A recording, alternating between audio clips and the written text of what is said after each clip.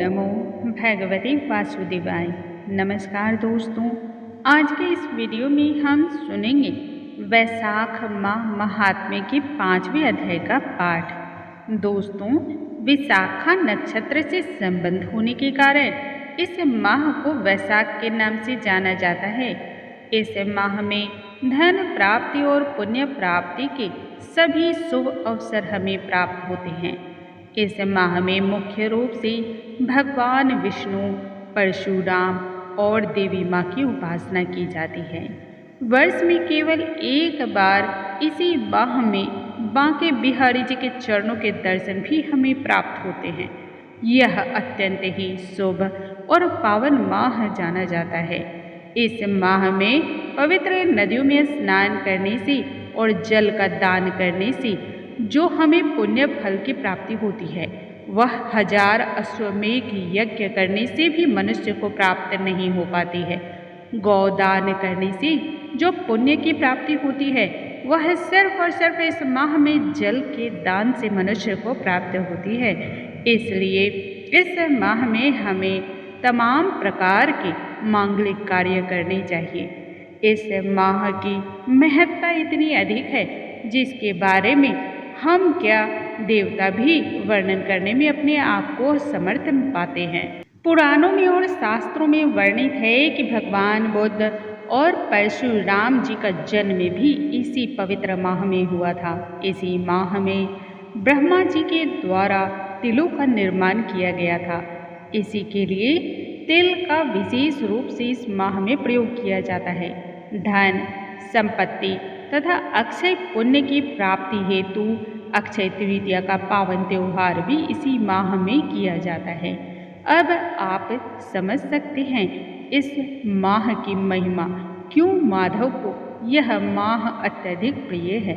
इस माह में जो भी भगवान श्री हरि के माधव रूप की अर्थात केशव रूप की पूजा करता है, वह अक्षय पुण्य को देने वाला होता है।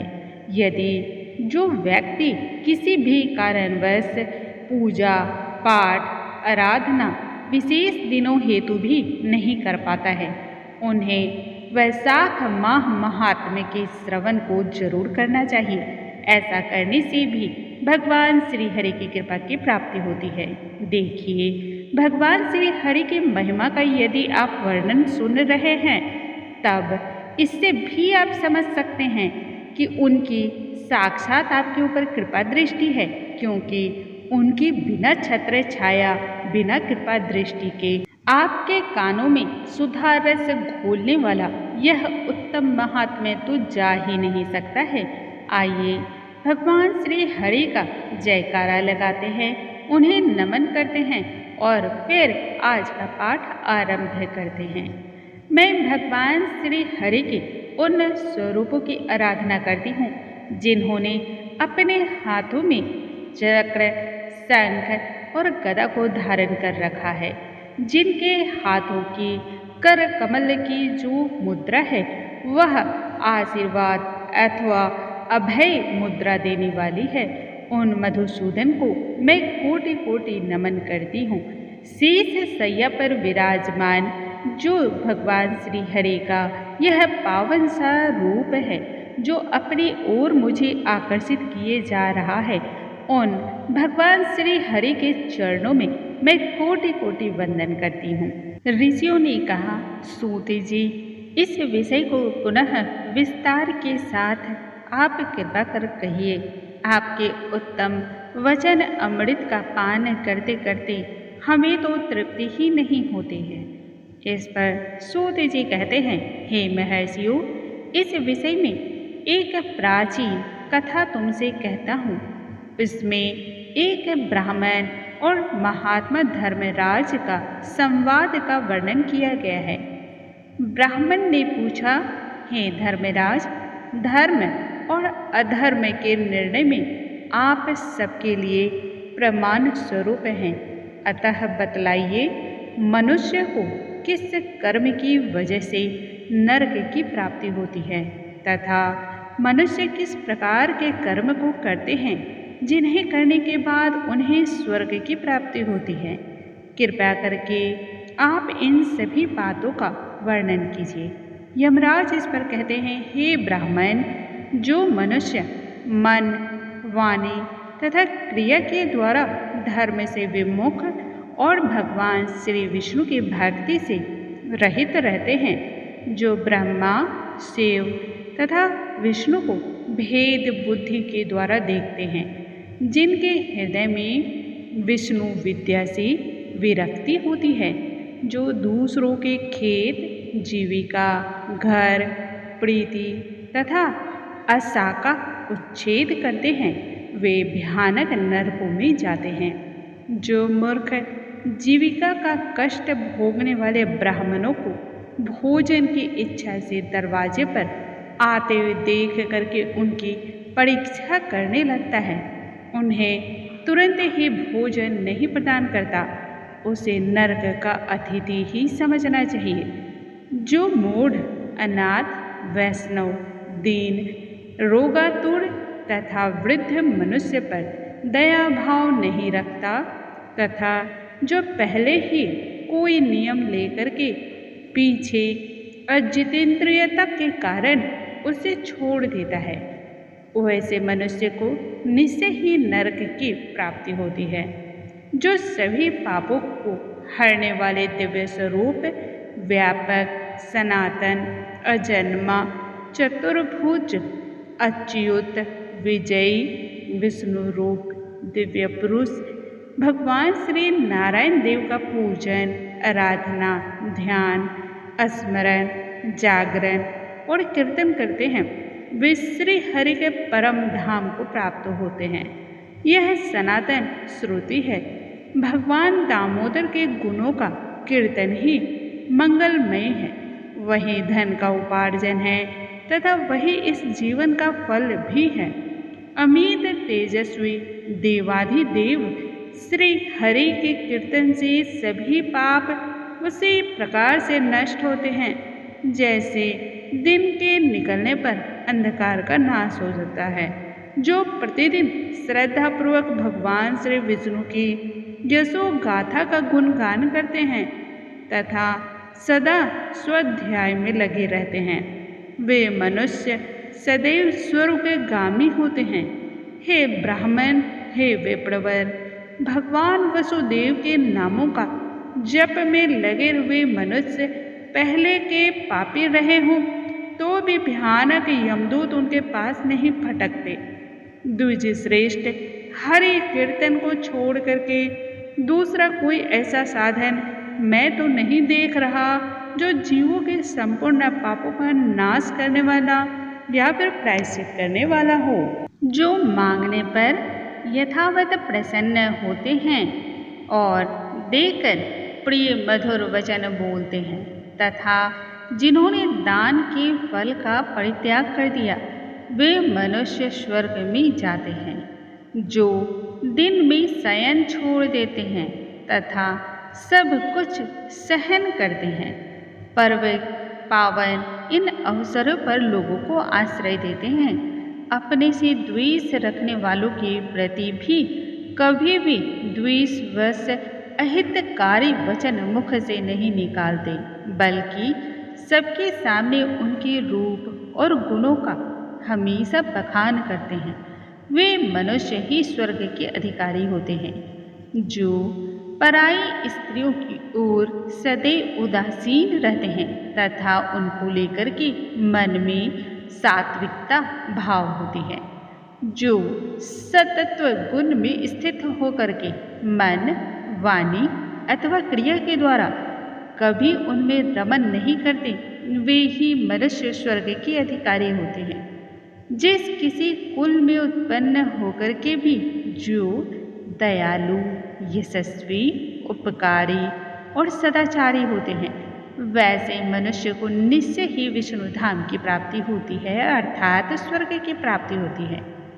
जो मनुष्य व्रत को क्रोध के द्वारा, लक्ष्मी को अहंकार से, विद्या को मान और अपमान से, आत्मा को प्रमाद से, बुद्धि को लोभ से, मन को काम के द्वारा तथा धर्म को कुसंग के से बचाए रखते हैं, वही मनुष्य स्वर्ग जाते हैं। हे विप्रवर, जो शुक्ल और कृष्ण पक्ष में भी एकादशी को विधि पूर्वक उपवास करते हैं, भगवान श्री हरि की नामों का जागरण जाप कीर्तन करते हैं, वैसे मनुष्य निश्चय ही स्वर्ग को प्राप्त होते हैं। समस्त बालकों का पालन करने के लिए जैसी माता बनाई गई है तथा रोगों की रक्षा के लिए जिस प्रकार से औषधियों की रचना की गई है, ठीक उसी प्रकार से संपूर्ण लोगों की रक्षा के निमित्त एकादशी के व्रत का निर्माण हुआ है। एकादशी के व्रत के सम्मान पाप से रक्षा करने वाला और मोक्ष को देने वाला दूसरा कोई अन्य व्रत या साधन नहीं है। इसलिए एकादशी को विधि पूर्वक उपवास करना चाहिए और भगवान श्री हरि की भक्ति करनी चाहिए। ऐसा करने से निश्चय ही मनुष्य स्वर्गलोक को जाते हैं। अखिल विश्व के नायक भगवान श्री नारायण में जिन मनुष्यों की भक्ति है, वे सत्य से हीन और रजोगुण से युक्त होने पर भी अनंत पुण्यशाली हैं तथा अंत में वे ही मनुष्य वैकुंठ धाम में पधारते हैं। जो वैतसी, यमुना, गंगा तथा पुण्य सलीला गोदावरी का सेवन और सदाचार के नियमों का पालन करते हैं, जिनकी स्नान और दान में सदा से प्रीति रही है, वे मनुष्य कभी नरक के मार्ग का दर्शन नहीं करते। जो कल्याणदायिनी नर्मदा नदी में भगवती का या फिर भगवान के नामों का कीर्तन करते हुए गोते लगाते हैं तथा उनके दर्शन करते हैं, निश्चय ही प्रभु उनसे प्रसन्न होते हैं और वे पाप रहित होकर के महादेव जी के लोक में जाते हैं। चिरकाल तक वहाँ आनंद और सुख का भोग करते हैं। जो मनुष्य चंबल नदी में स्नान करके शौच, संतोष आदि नियमों का पालन करते हुए उसके तट पर विशेषतः व्यासराय से 3 रात तक निवास करते हैं, वे स्वर्गलोक के अधिकारी माने जाते हैं। जो गंगा जी के पवित्र जल में अथवा प्रयाग, राज केदार खंड, पुष्कर, व्यासाश्रम या प्रभास क्षेत्र में मृत्यु को प्राप्त हो जाते हैं, उन्हें भी विष्णु लोक में स्थान की प्राप्ति होती है। जिन मनुष्यों की द्वारका या कुरुक्षेत्र में मृत्यु हुई है अथवा जो योगाभ्यास के द्वारा मृत्यु को प्राप्त हुए हैं, मृत्यु काल के समय मुख से श्री हरि इन 2 अक्षरों के नामों का उच्चारण हुआ है, वे सभी भगवान श्री हरि के अनंत प्रिय माने जाते हैं। हे विप्रवर, जो द्वारकापुरी में 3 रात्रि तक भी ठहर जाता है, वह अपने 11 इंद्रियों द्वारा किए हुए पापों से भी नष्ट होकर के मुक्त प्राप्त होता है और स्वर्ग में जाता है। ऐसी वहाँ की मर्यादा है। वैष्णव व्रत अर्थात एकादशी के व्रत का पालन करने से होने वाला अधर्म या अधार्मिक कार्य से मुक्ति प्राप्त हो जाता है। ऐसे में मनुष्य को सभी प्रकार के अनुष्ठान से जो पुण्य फल प्राप्त होता है, वह उस मनुष्य को तारने वाला होता है। इन दोनों को विधाता ने तराजू पे रखकर तौला था। उस समय इनमें से पहले का ही पल्ला भारी रहा। हे ब्राह्मण, जो एकादशी का पुण्य सेवन करते हैं तथा जो मनुष्य अच्युत्य कहकर के भगवान के नामों का कीर्तन करते रहते हैं, उन पर मेरा शासन नहीं चलता। मैं तो स्वयं ही उससे सदैव भयभीत रहता हूँ। जो मनुष्य प्रत्येक मास में 1 दिन अमावस्या को श्राद्ध के नियमों का पालन करते हैं और ऐसा करने के कारण जिनके पितर सदा उनसे तृप्त रहते हैं, वे धन्य हैं और वे स्वर्ग को भी जाते हैं। भोजन तैयार होने पर जो आदर और प्रेम भाव के द्वारा दूसरे को परोसते हैं, भोजन देते समय उनके चेहरे के रंग में परिवर्तन नहीं होता। शिष्टता के नियमों का पालन करते हुए भोजन को ग्रहण कराते हैं, वैसे पुरुष निश्चय ही स्वर्गलोक के अधिकारी होते हैं। जो मर्त्य लोक के भीतर भगवान श्री नर नारायण के आवास स्थान बद्रिका आश्रम में और सरस्वती के तट पर 3 रातों तक निवास करते हैं, वे धन्यवाद के पात्र और भगवान विष्णु के प्रिय माने जाते हैं। हे ब्राह्मण, जो भगवान पुरुषोत्तम के समीप अर्थात जगन्नाथपुरी में 6 मास तक निवास कर चुकते हैं, वे अच्युतम के स्वरूप माने जाते हैं और इनके दर्शन मात्र से ही समस्त पापों का हरण होता है। जो अनेक जन्मों में उपार्जित पुण्य के प्रभाव से काशी नगरी में जाकर के मणिकर्णिका के जल में गोती लगाते हैं और श्री विश्वनाथ जी के चरणों में अपने मस्तक को नवाते हैं, वे भी इस लोक में आने पर मेरे वंदनीय होते हैं।